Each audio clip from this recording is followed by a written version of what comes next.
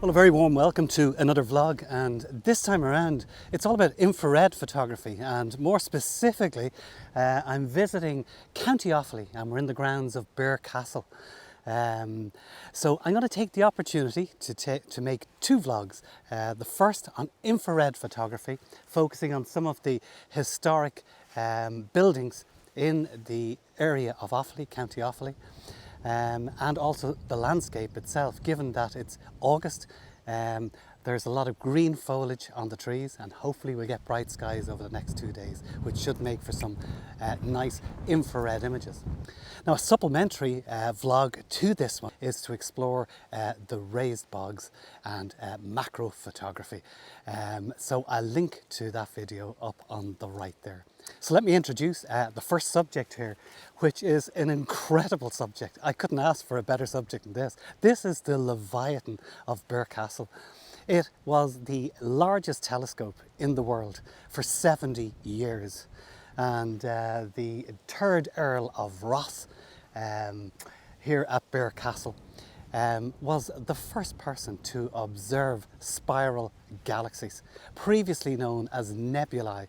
They were nebulous in nature, fuzzy objects that were neither stars nor planets. And he drew those galaxies with pencil and paper. And some of the images are available to see in the gallery here.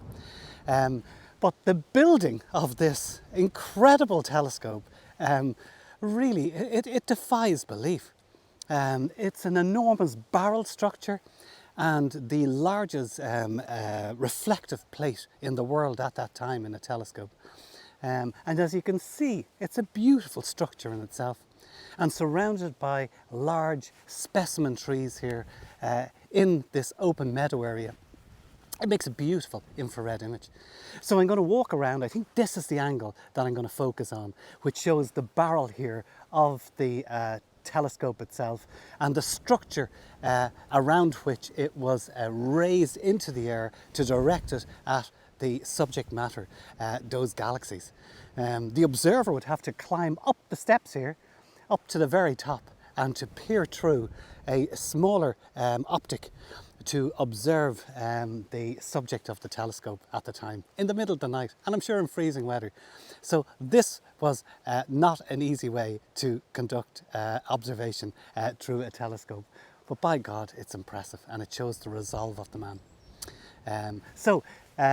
Infrared, nice bright light here at the moment, and I'm bringing in these large trees to the right, some of the trees to the left here of the frame, and that angled view of the building, the structure, with the barrel of the telescope visible in the image, but set amongst the landscape and bringing the white foliage that infrared will make shine in an image. So I'll put that image up there and we'll move on to the next infrared image location.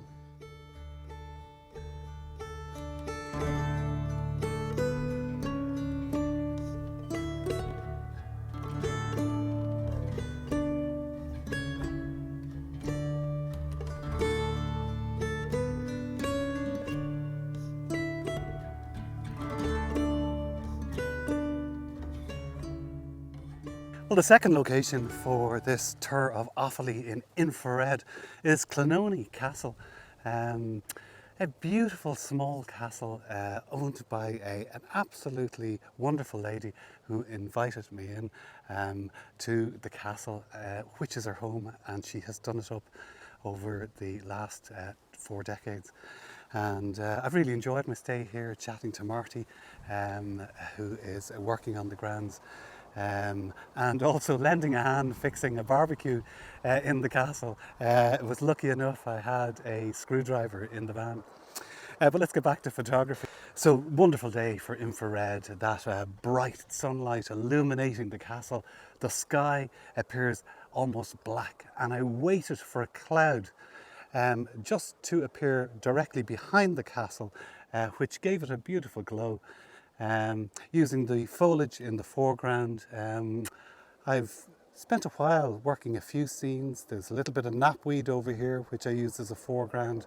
But I thought the best foreground was the little grass driveway that comes in here And just zooming in to around 40-50 mil on the castle itself. So on to the next location.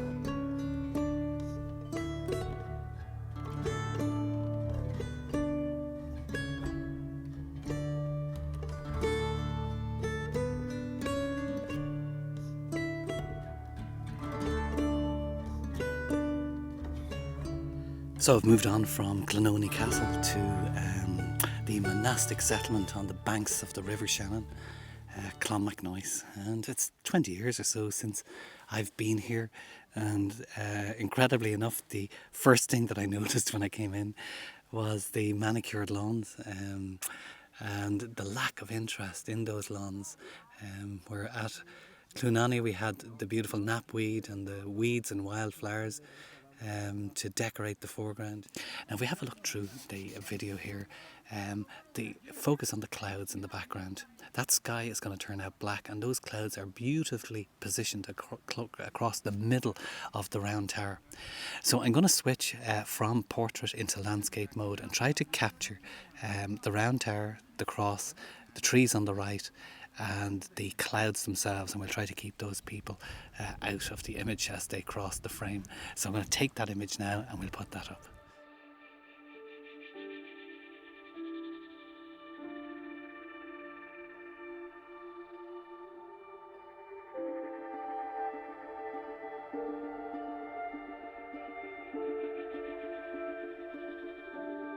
So what's really nice about this image, and I may as well just display the actual scene here in the back of the video, are the placement of the tree crosses here. Two to the left of the round tower, carefully placed not to obstruct any other features in the image, and the one on the right, just leaning to the right. And the background to the round tower is the River Shannon. And those beautiful clouds, soft fluffy clouds on a hot summer's day here at Clonmacnoise. So I'm going to leave Clonmacnoise now. We'll take this image and I'll put it up there, and we'll move on to the next location. But what I really want to find is a dirty farmyard, old barns, or else some beautiful trees across the sloping landscape. So we'll keep an eye out as we drive around County Offaly for a scene such as that.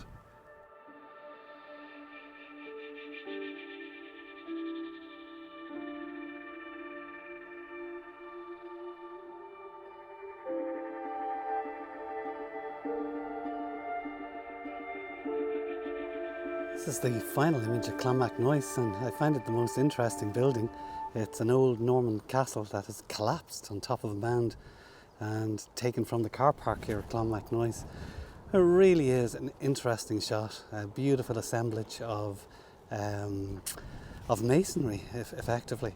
But look at that sky above it, and I've been timing those clouds to sit in a harmonious manner above the wreck, and that configuration there now, with a cloud on top separated from the clouds in the middle frame, really works well. So I'm going to take that image now and we'll move on.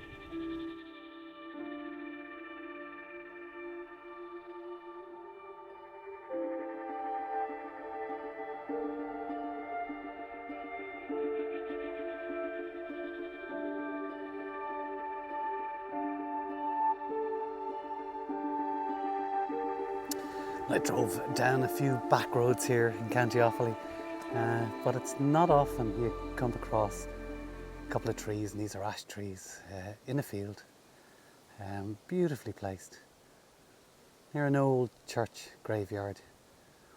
And coincidentally, I've come across a beautiful old barn as well, but I don't think it's accessible for photographs. But these two trees really come up beautifully on this type of day in infrared, that dark sky.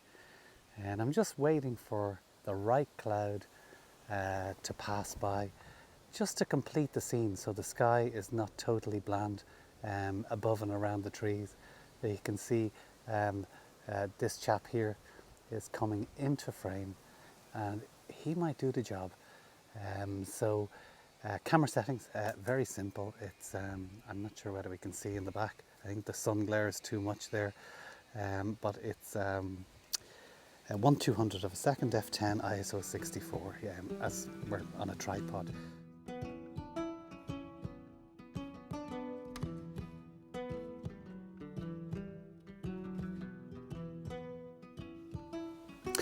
Well, just around the corner from the two beautiful ash trees in the field, I've hit gold.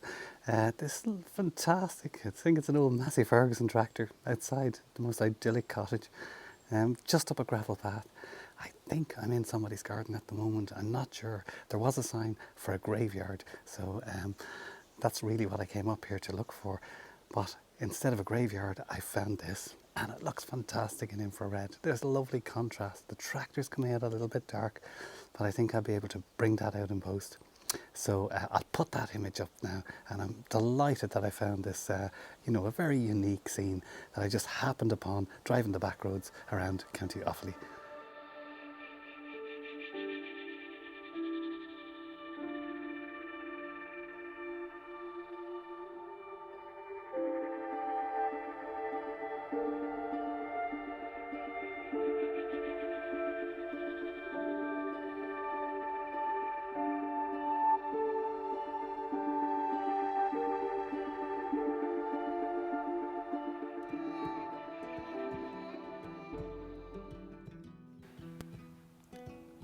Well, another vlog has come to an end, and I hope this has demonstrated in some way how infrared transforms the familiar into the extraordinary.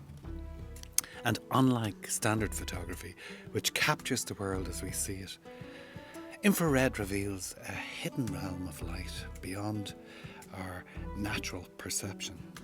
Green trees become ethereal, leaves are a ghostly white, and the sky turns an inky black. So I hope this short video piques your interest in this genre.